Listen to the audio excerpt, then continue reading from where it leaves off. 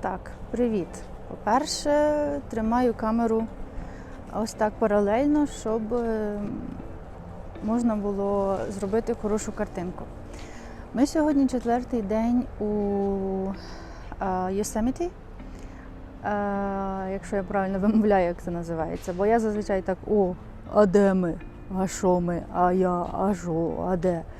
Зараз йдемо взяти якийсь подаруночок, знайти сувенір, бо я вчора там придивилась була, але не було на них цінника. Коротше, і ми щось так швидко вийшли з того магазинчика сувенірного і кажу до Френка, що давай, запиши трохи відео, покажи, що тут і як, але насправді це просто така туристична зона, де можна сходити в туалет, поїсти, придбати пару сувенірів і, в принципі, на цьому все. Тому що ні вчора, ні позавчора не було абсолютно ніяких сил, ні бажання записувати відео, а в Sequoia парк, там взагалі ми були дуже змучені, абсолютно не було зв'язку. У мене з Френком Мінт, ось ця компанія Райана Рейнолдса, і, коротше, щось Райан, ти нас підставив дуже сильно. Ми ледве знайшли дорогу із Sequoia парк, звісно.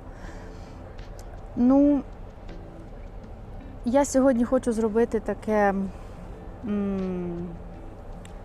відео перше англомовне, мабуть. Тому зробимо так. Франчик буде задавати питання поза камеру, а я буду відповідати, бо ми щось другий мікрофон не можемо підключити. Вірніше, там зламалась. Не знаю, що з нею не так. Ну, подивимось, що можна з цим зробити. Зараз швиденько забіжимо за сувенірами. І все. Ну, я хотіла зробити таку маленьку вставочку, як завжди, на 2 хвилини, не знаю, що кажу. Ось. Тут навіть, де не буду багато показувати, дуже багато людей. Он іде наш козак. Не можемо його знайти. Дивіться, де я. Зараз.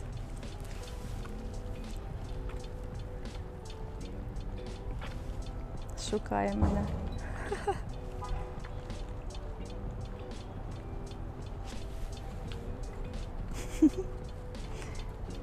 Я тут! Побачив. Он. Топ-топає.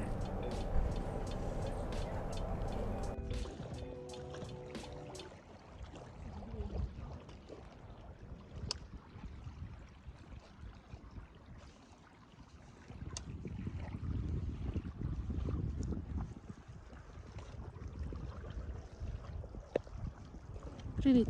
Oh, how's it going?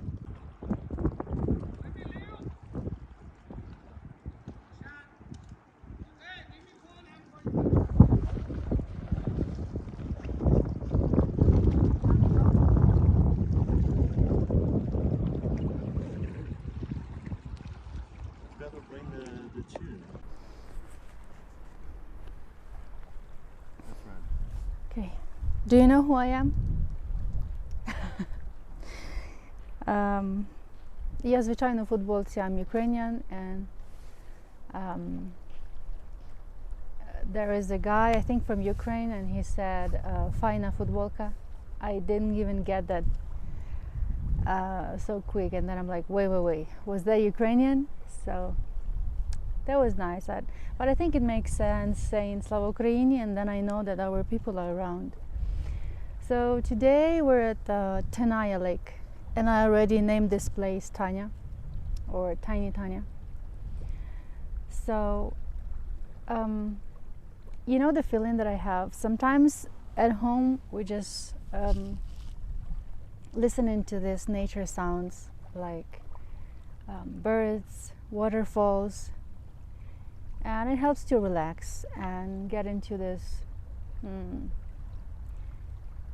patient mode, I guess. And so that's the feeling that I have, because the water is really close, and it feels like meditation to me. Yeah. So today, Frank is the cameraman. Hi, Frank. Hey, how's it going? It's going. You know, Oakland always follow us from time to time. Yeah, we just That's the sound of Oakland. we just started recording, and here are bikes. They are back. So today's video is gonna be in English, and I'm still looking around because we just got here, and I'm so excited about everything. But I think I'm gonna just focus on you while we're talking.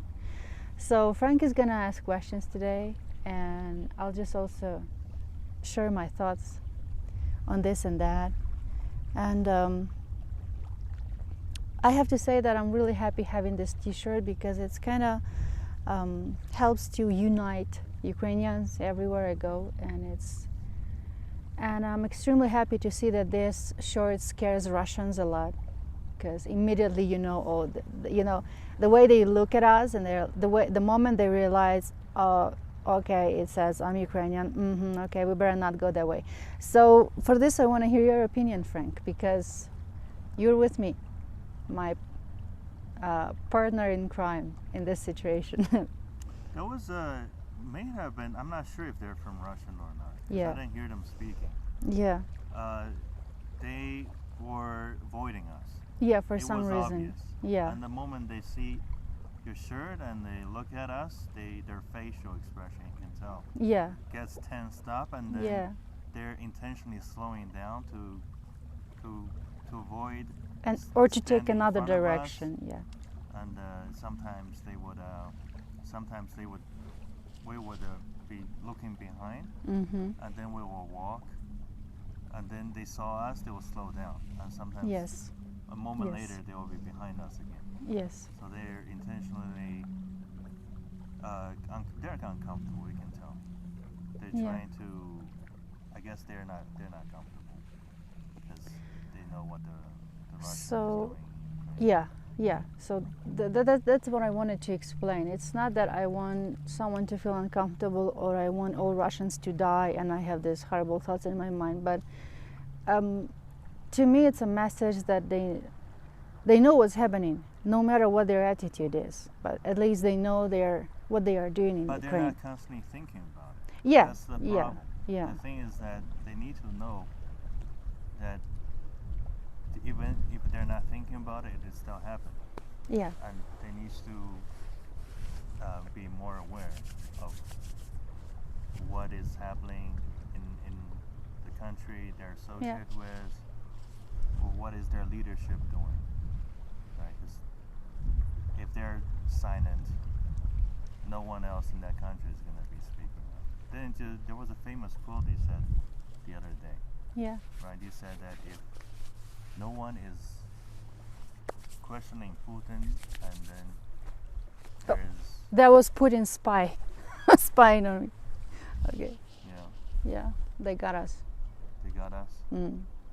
Even up here, this is 800 Imagine. feet, 8,000 feet Yeah, elevation. Very high up. This water is so far from the ocean. so Well, in regards to the Russian, yeah, do I want them to say something to me, or I don't? But if I was Ukrainian in trouble, or if I was seeking for help, or if I was I don't know, if I was just in trouble at this particular moment, and they would just come up to me and say something, and at least give me a piece of advice. I'm not talking about like actual help.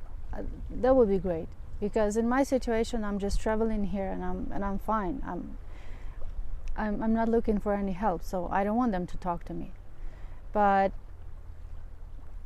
knowing that they understand what's happening and they are trying to help as much as they can, this would mean a lot to me. So I guess that's the reaction I would like to see from them. so what kind of help? When you say help, what kind of help I are you mean, talking about? I mean, How would the Russians I mean, help? it can be anything, you know. Not every Ukrainian, for example, speaks English. If we get lost in somewhere, even at the airport, And no matter the language we speak, Ukrainian or English or something, I don't know. I meant in regards to the war. Like how would the Russians be able to That's what I'm prevent saying. That's what I'm the saying. war from Not spreading? everyone can be a soldier. Not everyone can go and protest and be open about their attitude to the war. But at least they can do what they can. At least be helpful at this particular moment of life. So I think this is what keeps Ukrainian alive, Ukraine still independent, because everyone is doing what we can at this particular moment, one moment at a time. Do you get my point? I suppose. Yeah, I'm not forcing them to go and scream I hate Putin or something. It means nothing to me. My point is that do what you can at this moment. If someone is looking for help, and of course it's not only about Ukrainians, but if we're talking about this particular situation where they're doing what they're doing, then I would like them to be active when their help is needed, not just to pretend, okay, we're not here. It's not about me. I can do nothing about that. I can't change anything. Yes, you may not fly to Moscow and you're not trying to kill Putin or stop the war in there, but you can be helpful here at this moment. So that's my point. Yeah. Can we stop for a second? I wanna see how there's some construction going on. Okay, let's just have a try. So it's a freestyle video today, and we're just talking. Thank you so much. I really would like you to ask me questions, whatever the questions you have. And I do like it here. It's How far are we quiet. from home? 4 hours drive, Roughly 4 car hours. drive. Yeah. Yeah, so Not too bad. yeah. Did you hear about the Burning Man? Yeah, you told me. Yeah. It There did was it did rain so heavy rain. heavily. Yeah. and the whole Burning Man event was have to be prematurely canceled because everybody's in the water. The sand turned into mud. Yeah. But that's the thing. It's almost like a religious thing. Every year Yeah. they do it. Yeah. So some are people we know Franchuk, went over there. are you recording my second chin?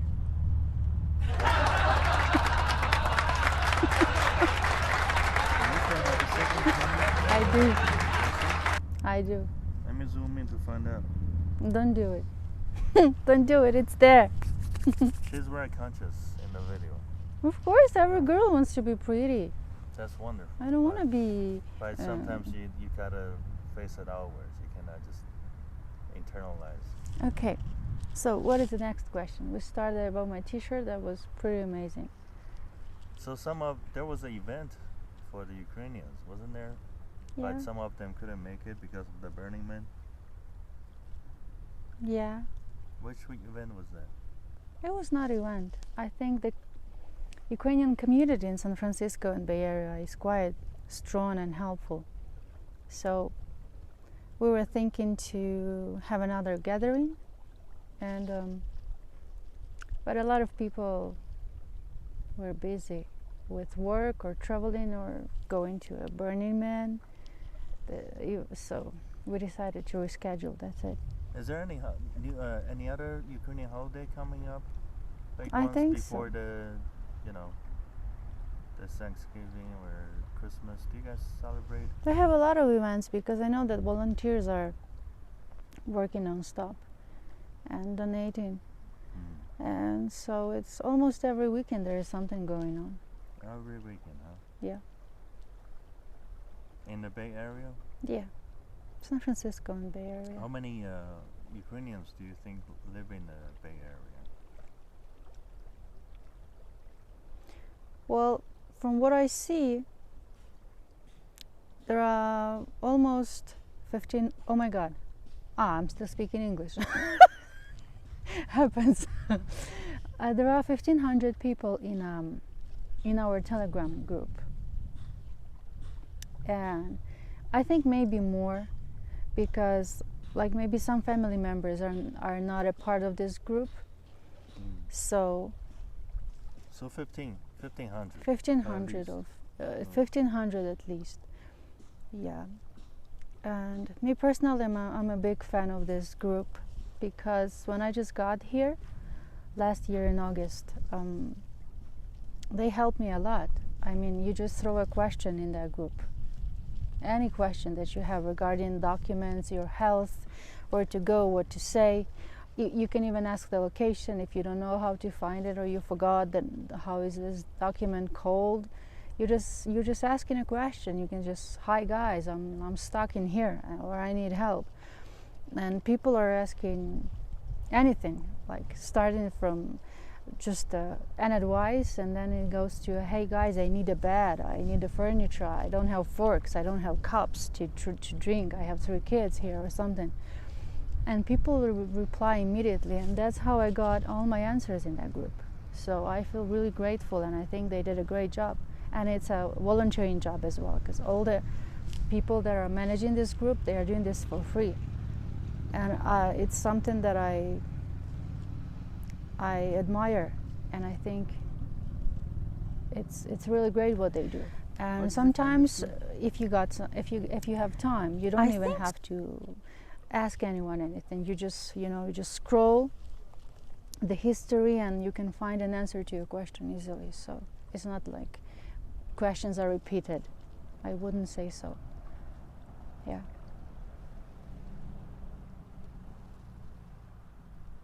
That's how I found people to talk to go out for a coffee, also in that group. Yeah, last year. So volunteers, you rock, really. They do a great job. Yeah. You want to talk about the people that you met here so far? No. None of them? No. Not this thing? I think it makes sense talking to them personally. What's the point of talking about them? Like, what do I want to ask? Yeah. Maybe we can have a conversation with them and just record everything. So that makes sense. But most of them, we met them, actually not most of them are from Telegraph. The other half is in person, right? But it all started in Telegram. Like, there was a message about an event going on. Telegram. Yeah, and we were advised to go there, and then we met other people there, and those people suggested other people they know, and this is how it works. But it all started in Telegram. Yeah, I should say. I also think it's important to wear any kind of Ukrainian symbolic, whether this is a pin or it's a scarf or it's anything that indicates that you're Ukrainian, so that like we can locate each other, we can see each other, and we can talk, we can help, support. Sometimes even just coming over and shaking hands is a great idea, right? Yeah. And I think my face is not there already. No, it's been gone for quite some time since Yeah. of the tree. Okay. Over here, there's Okay. Okay, then let's change a little bit. Oh, and it's really cold. yeah, it's You getting want cold. your shirt?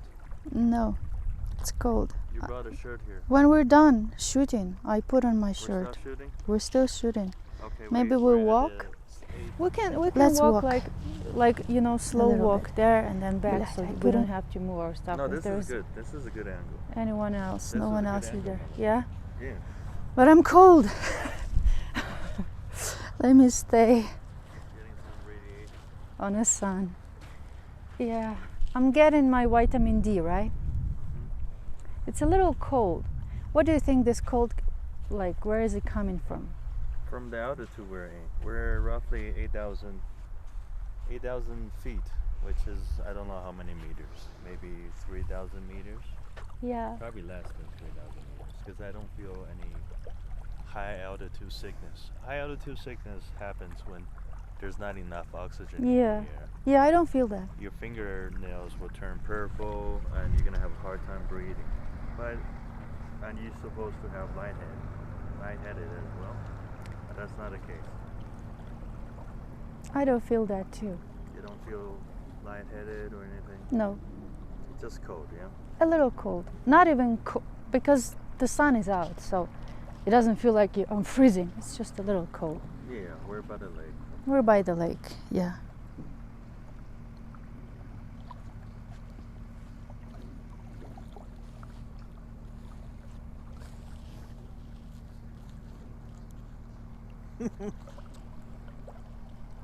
Frank goes into the water. The water is cold, my love. As I felt it last time, it wasn't that It cold. wasn't that cold. That's a lie. She lied so I can get into the water. No, I am cold.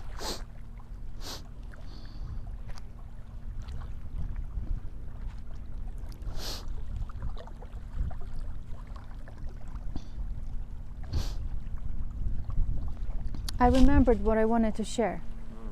And I wonder if my face is visible. I guess we need to go that way so you can see my face. I remembered, so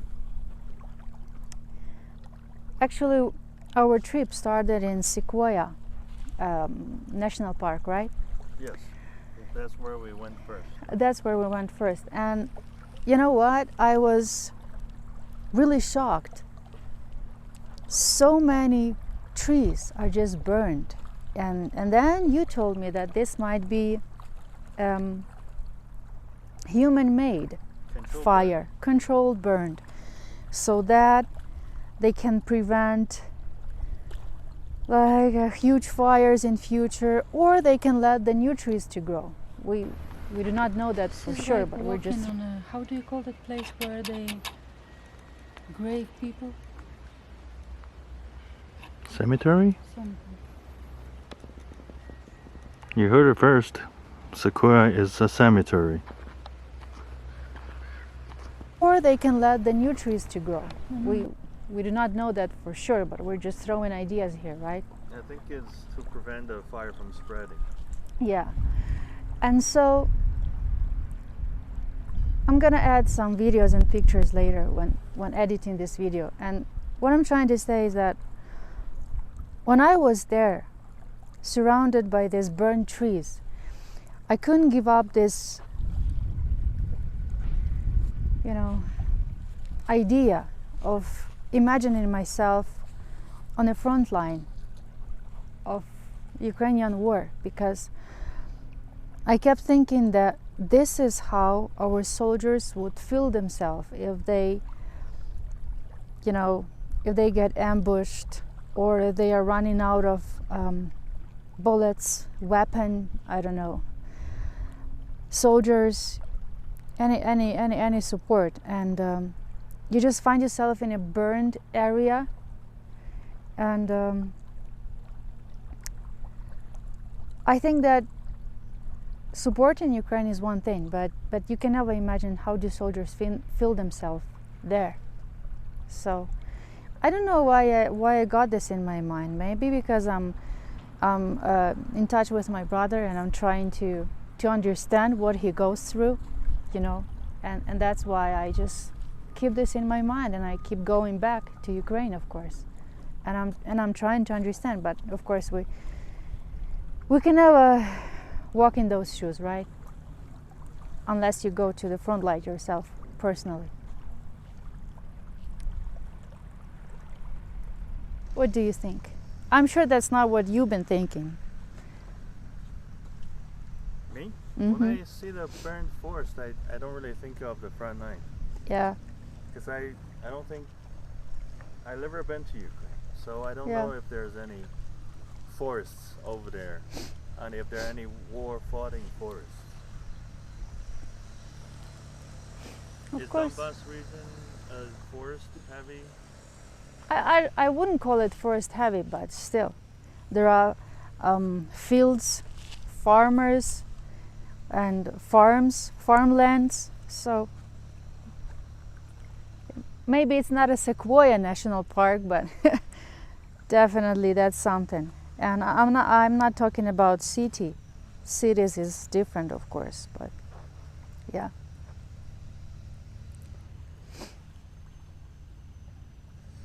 But then the next day, when we got a chance to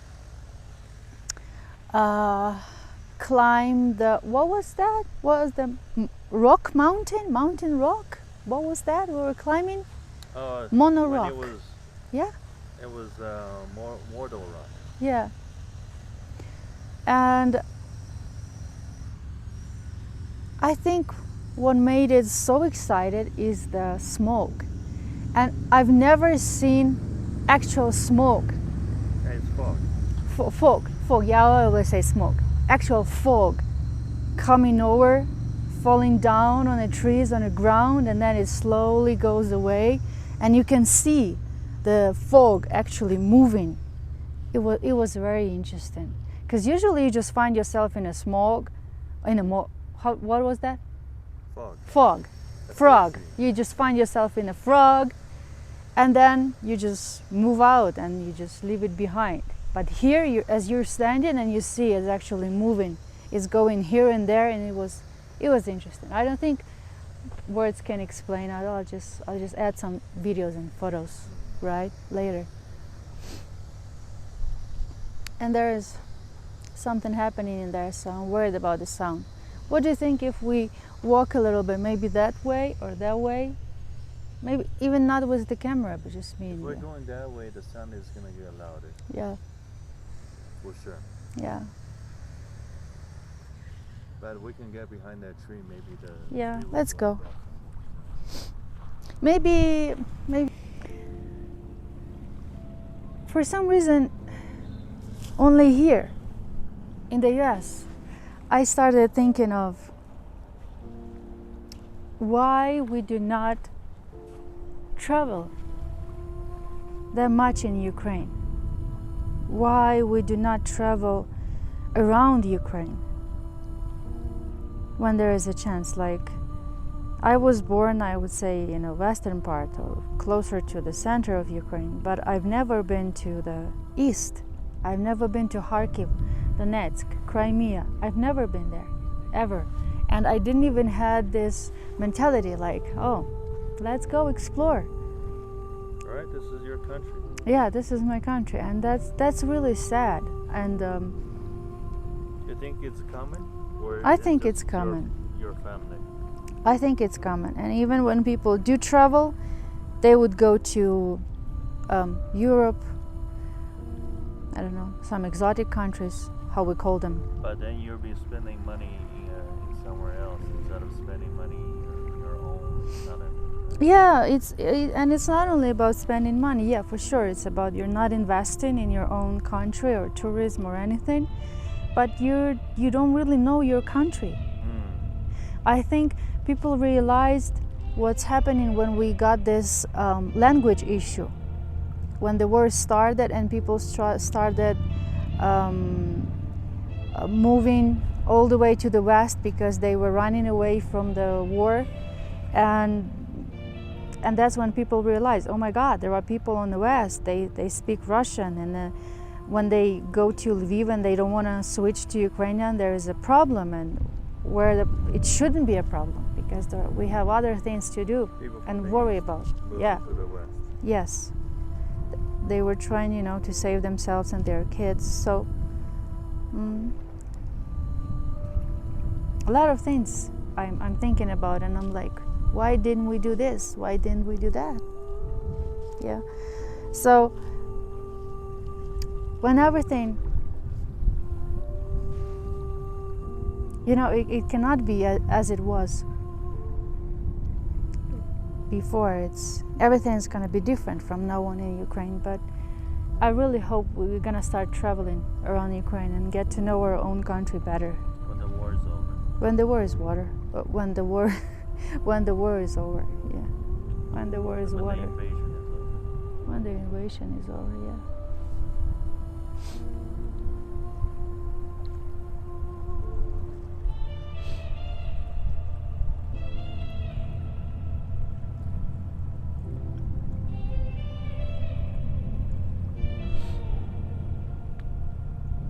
What else you have in your mind? I'd like to be interviewed. You would like to be interviewed? Yeah. Okay. You want to switch? Yes. This is a fantastic background. And there is a steak on your eye. I look wonderful, though. Is this part of the interview? Yeah. Is that recording? Yeah. This is my body. Would you like your cap to be in there? Unfortunately, I cannot move my body You because can sit on it. this body belongs to this bigger body. Okay. Yeah. Thank you. So I will hide my body for now. Yeah. Hi, my name is Frank. Hi, Frank. I'm from every fucking where except here. I'm not from here. This is Yosemite Park. We're 800. I correct myself. 8,000 feet above sea level. Sounds cool. I don't know what that means, but there's a lot of rock beneath us. We're sitting on some massive rocks. Mm-hmm. It feels like sand to me. I don't know why. Sand? Yeah, it's sand. It It's is not sand. rock. But it should be rock, right? And then there's a lake right here. The rocks are behind you. Right, those rocks. And this is also rock. And this is water. And we're at 8,000 feet. These water are literally 8,000 feet in the sky. Imagine them, if the mountain's not here, they're just gonna fall down. All this water. That's a lot of water. You can shower for years. You can also aggregate your farmland. Mm-hmm. We experienced a drought coming from southern part of California. There was I think there's a lake called Three Sisters Lake, and you can see the layers of water receding. Just very clear cut where there's used to be water and then there's no more water left. But it's not, it's not immediately a problem to the people who live there. There's still water. I do like how you explore things, how you talk about things, no matter if this is a political situation in Yemen or this is a rock behind you. I like to watch news because why not? It's informative. It helps me understand what is going on in the world. It gets me out of boredom. Besides work, I think news occupies quite a bit of my attention span. There were few years back where I get tired of looking at news because news tend to focus on negative things in our life. They don't really focus on positive things like, oh, this farm just got a 10-pound apple. Wow, imagine that apple, 10-pound heavy apple. That's not gonna, it might be in the news, but it's not gonna be like something that news reporters will rush towards. They rush towards what's happening in Ukraine. They rush towards what's happening in maybe in Afghanistan, where U.S. interest lies, right? Because what is happening in the U.S., the leadership is switching, it's changing. The government leadership is gossip. There are a lot of driven and pulling forces, but most of time is negative things, not positive. But then I have a question. What's the question?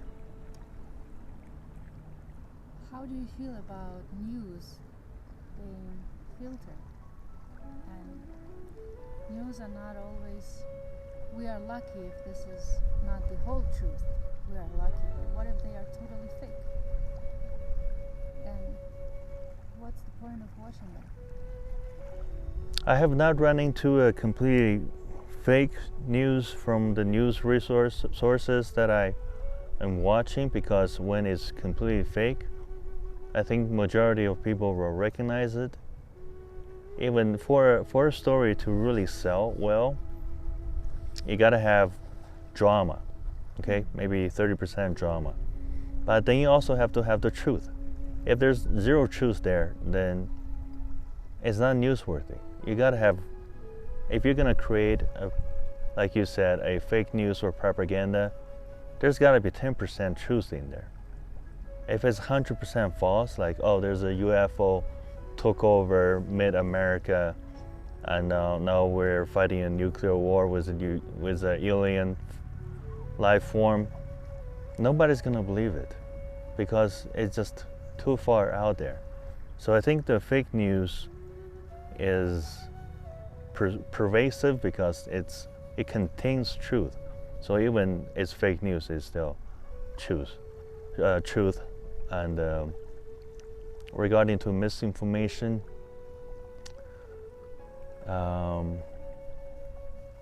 just gotta watch out for the source, right? Because when we look at the news, we have to understand the motivation behind the news. Who's talking? Like who is gonna be benefit from this information? Who wants this information to be out? Who is trying to contain this information, keep the information from going out?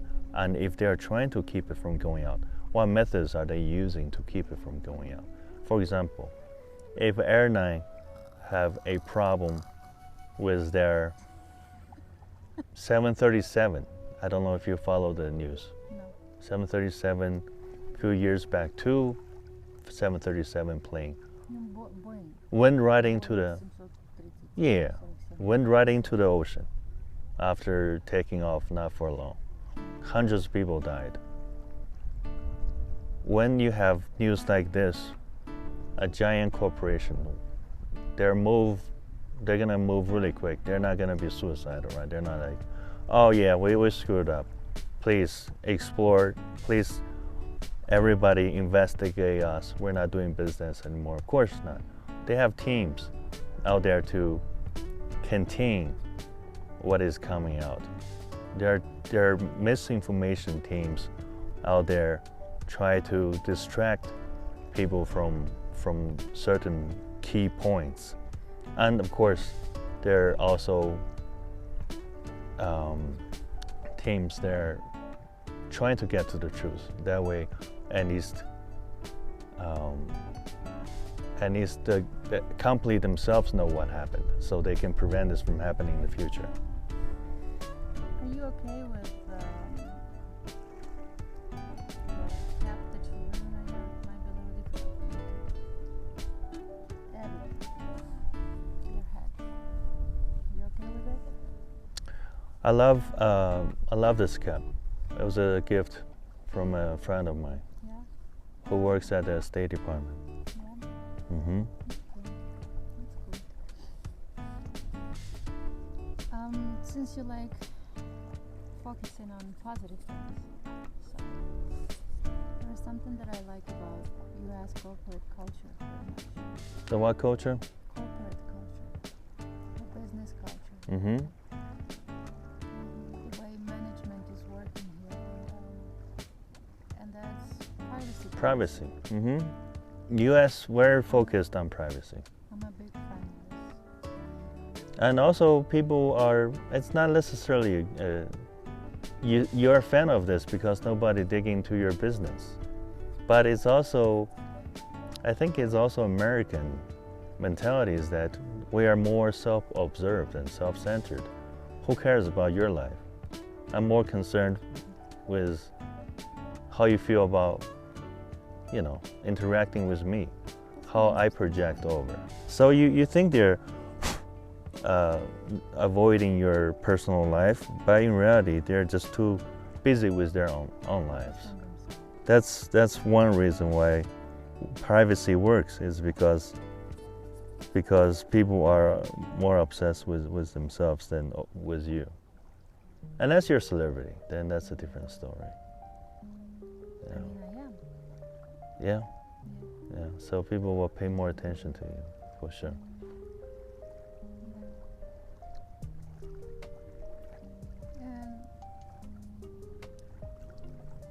And I'm really curious about if you find yourself an immigrant or not, and what's your definition of that word? Immigrant means a person move from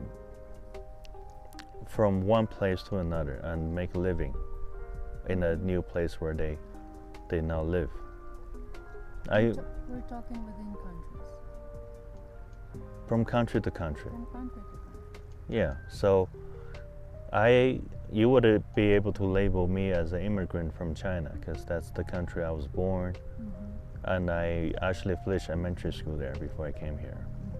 So I have quite a bit of Chinese culture. Familiar with culture, and it's between certain years. Because, you know, the culture evolves, language evolves. Because everything evolves, they don't stay still. So the culture I'm familiar with in China has changed. If I go back to China today, there's certain things that they used to do, they don't do that anymore. Certain words they used to use, they don't say that anymore. So all that is gonna be strange, you know. The new ways of saying certain things is gonna sound different for me. But back to your question, am I an immigrant? Hard to say because I move a lot in my life. To me, I don't really stay still enough to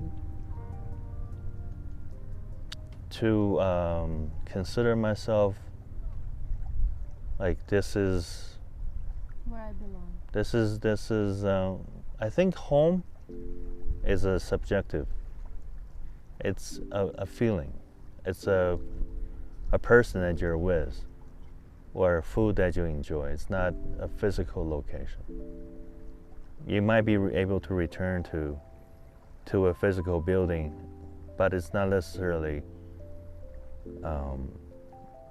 fixed. It means that you could move to just another building, maybe a couple blocks down the street, or even next state.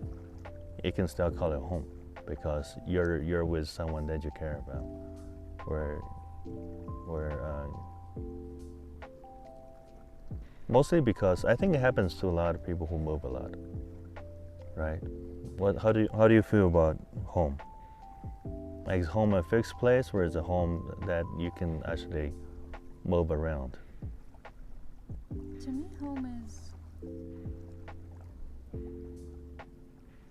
always going back to my childhood.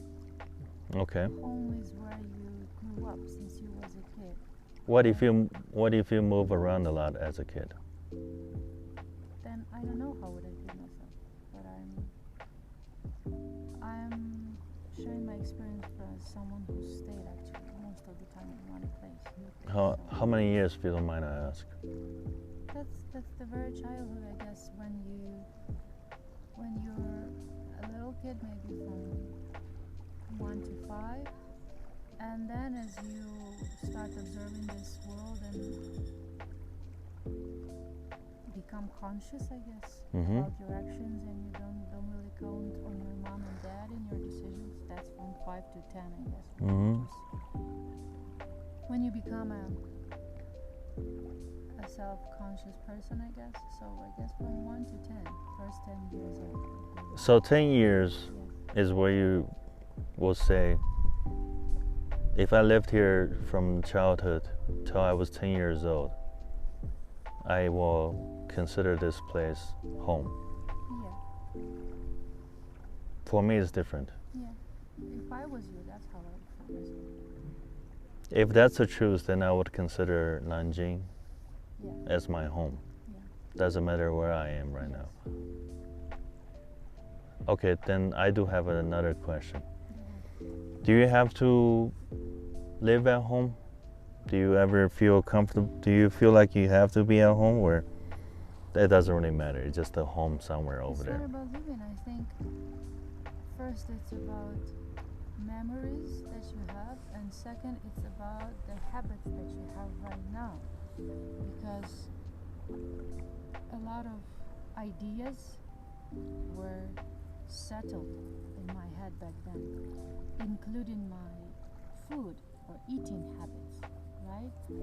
Because yeah, totally agree with you, because every time I eat something that reminds me of home, I'm like, oh wow, this tastes like home. Oh, this feels like home. So I would say it's like when you're buying an iPhone and you have a standard set of programs that are there already, that you're buying and they are downloaded and installed already there on the phone, and then you start adjusting and updating the apps you're gonna use in the future depending on your needs. So this is how I see myself. Like, I guess I was designed. I was made, and then I'm just curious. Are you comfortable without being at home? Or home is where the comfort is? It's what I said. It's what I'm trying to explain. It's not about comfort. It's something that just keeps affecting you because it's your basic software. It's in you no matter where you go. So No matter where we are traveling, I still like potatoes. So we're not talking about home per se. We're talking about a personality. No. Because your personality and your perspective is what happened in the first 10 years of your life. Yes. It doesn't have to happen in Kiev, it doesn't have to happen in Lviv. It can happen anywhere, and now you carry that with you. Mm-hmm. And you don't have a special attached to Kiev or Lviv per se, if that's where you're from. No, if I was born and grew up in Kiev, of course everything would relate to Kiev as home. Even when the city changes. Of course. I Okay. remember the city as it was when I was growing up. So home is kind of like your personality. Then where are you most comfortable? Or it doesn't matter? When it comes to comfort, then I think we need to stick to your impression of home. It's where are you, what are you doing, what are you eating, who is with you, what do you do with your life, and how comfortable you are at this particular moment.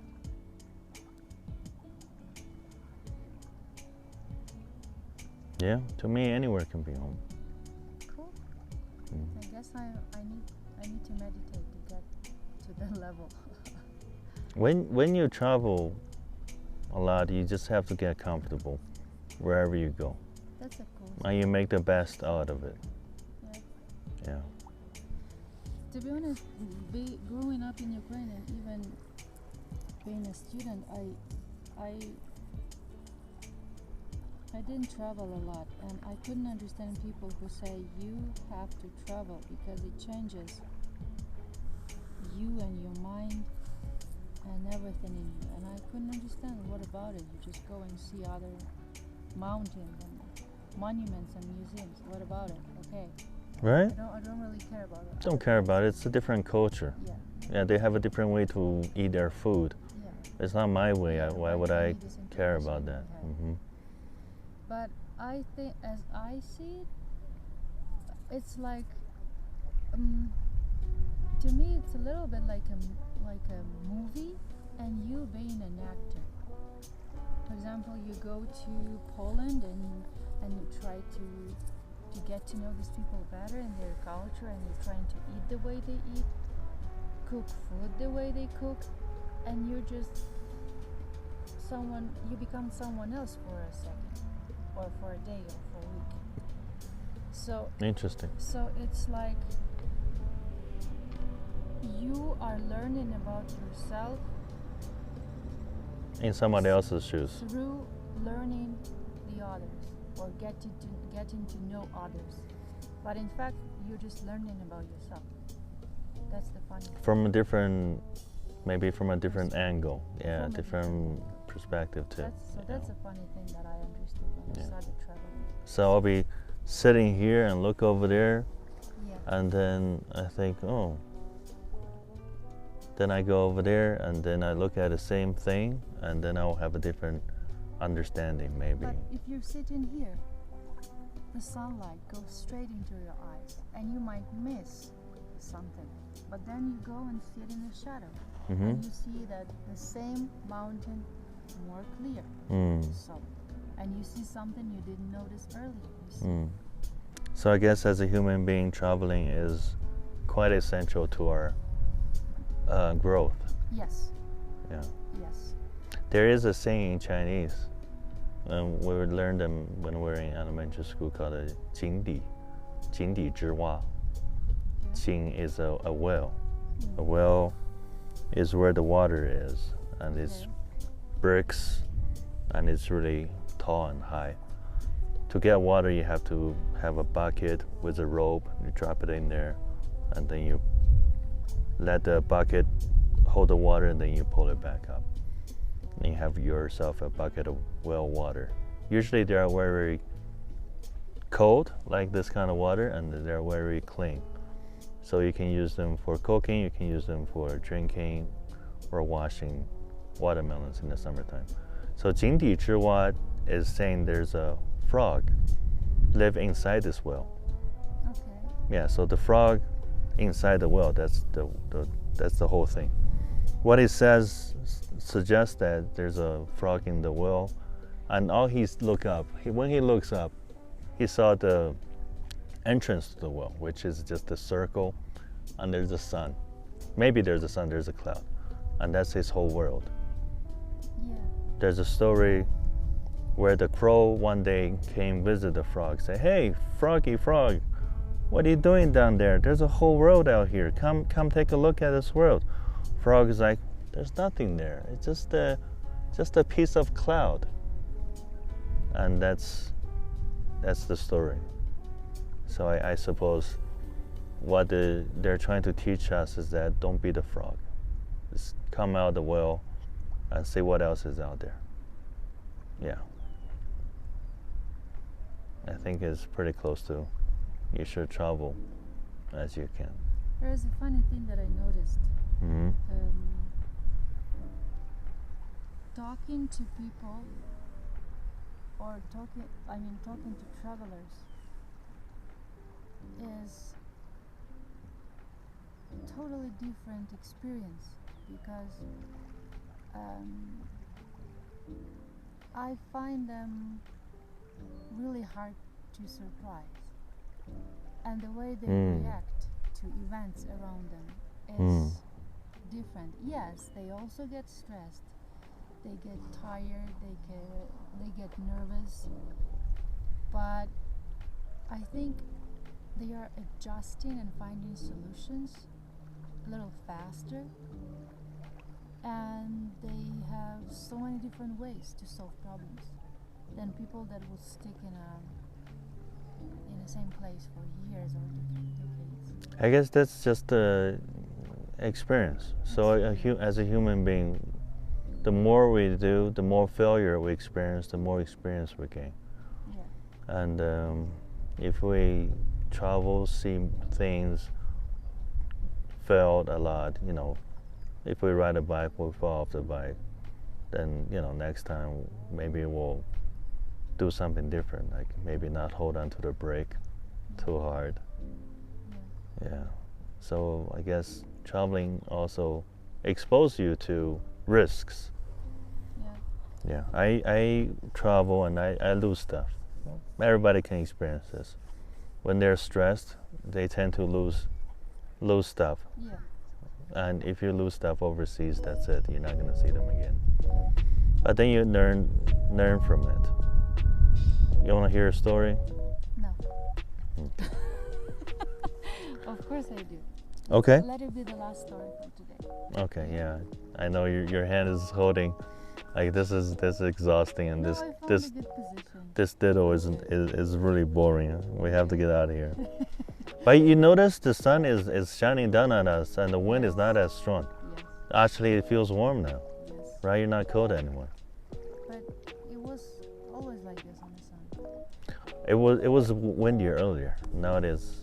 I feel like it's more comfortable this moment. Mm.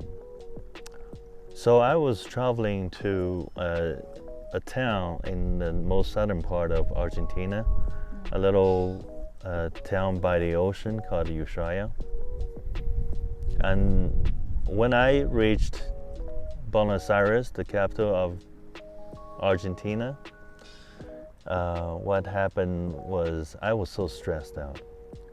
I was flying from Honolulu to San Francisco, from San Francisco to Mexico City, from Mexico City to Buenos Aires, and then I need to catch a flight to Ushuaia. It was maybe 20 hours in the air, another half a day in the airport, and the temperature drastically changes too. I prepared my route, but I didn't really prepare myself for the stress, for the traveling stress, for simply need to use the bathroom. I didn't calculate all that in, and I rushed myself because I was a younger person. I feel like I gotta get it done.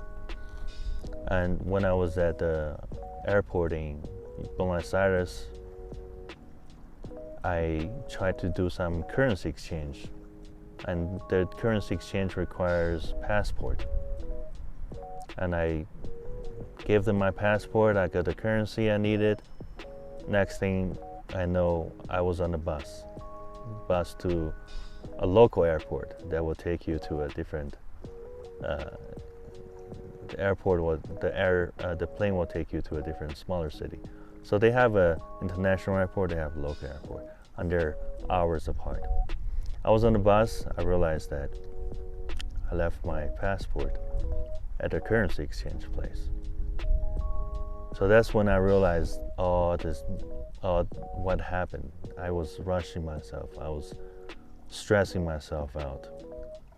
Did you go back and ask for your passport? I was on the bus was heading towards the downtown, where I can take another taxi to another airport. Mm-hmm. So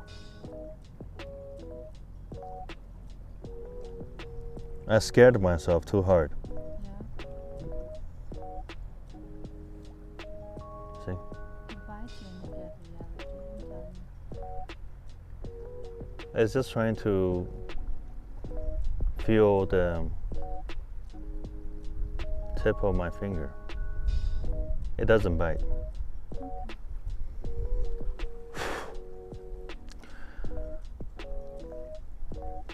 Don't put yourself in too much stress, because most focused person will make mistakes when they're stressed. Doesn't matter how amazing that person is, when they're under stress, they will forget stuff. That's just the way it is. Okay. Thank you, Francis, for staying with us today. Anytime. It wasn't my plan, but I feel that this is the kind of videos I want to do. Let's hit the water. Let's hit the water, and I think I would say something, and then we're good to go. Okay. Walk around. You want me to? Yeah. We're ready. French. Yeah, this is better for the YouTube. Yeah, I wanted to say just a couple of words about the language. And I happen to see people here, for example, in the US, struggling going to the bank and asking for, I don't know, any assistance they need with their bank accounts or cards or whatever. And it's not in the US. It did happen to me in Germany, in Czech Republic, in Poland. And I often see people scared talking. They are scared of making mistakes, and they think that someone would not understand them. They're gonna feel awkward and sad and maybe not comfortable at this point. But I think it's a matter of teaching the language. I think a lot of responsibility is on the teachers. I think teachers should make students really comfortable with making mistakes. And it's always better to speak than not to speak. And it's better to say few words than say nothing. And that's how I was taught. And I think this is an amazing lesson. This is an incredible lesson that I got from my teachers. So what I'm trying to say is that I think people should look for a way to express themselves. Whether you're using your body language, whether you're drawing on a sand, on a paper, you're drawing on your phone, on your iPad, you're trying to explain, and your goal is to be understood. Your goal is not to speak perfect, whether this is English or Polish or I don't know, any other language, or even Ukrainian if you're not Ukrainian. So I would like to say a couple of words for people that are struggling to maybe start another life in another country that is not Ukraine, and when it is required to speak another language. It's not only about English. I think at the moment you're trying to explain yourself, you just need to focus on how to explain yourself. And it's not about you making mistakes or not. It's about you trying. That's all. So I think it's the main message that I wanted to deliver today. I just really feel sorry for people that are missing opportunities, or that are making their life uncomfortable because they are shy about saying something or asking a question. I think asking questions is what makes us humans. We ask, we get answers, we process, we make conclusions, we take decisions, and then we change our habit, our life, and then this is how we proceed, and we grow or we not grow, but this is about the life, I guess. What do you think, French? Just a couple of words. So I guess if we don't risk, we don't try to ask, we're trying to get our message across, we're not really growing. Yeah. So even if we sound like idiots, I think that's not a problem. It's really not a problem. Then again, we sound like idiots for Anyway, who? right? For who?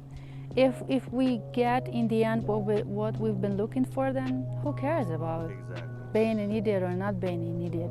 It's just a perception, how someone sees you or not. So I really wish people would look for a teacher that they are comfortable with. I don't want teachers to scare people or their students that, oh my God, you're making mistakes here, you're not doing this, or shamed. That's the worst. Yeah. So when we talk about teachers or we're talking about schools, me personally, I dream of teachers that are inspiring, not scaring. And I think that's one of the steps to make society a little different and better, I guess. So as a Ukrainian that speaks English to you right now, I really want you just to speak it out. That's it. Yep. You're welcome.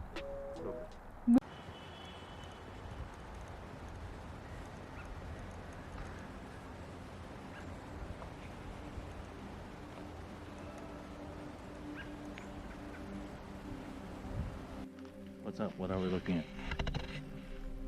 A straight line? Yeah, straight line. Uh-huh. And then we got like smoke in there. Imagine we have a house there. You go inside, there's an elevator. Yeah. And then I get to pee from up there. I knew it's coming. You know it's coming.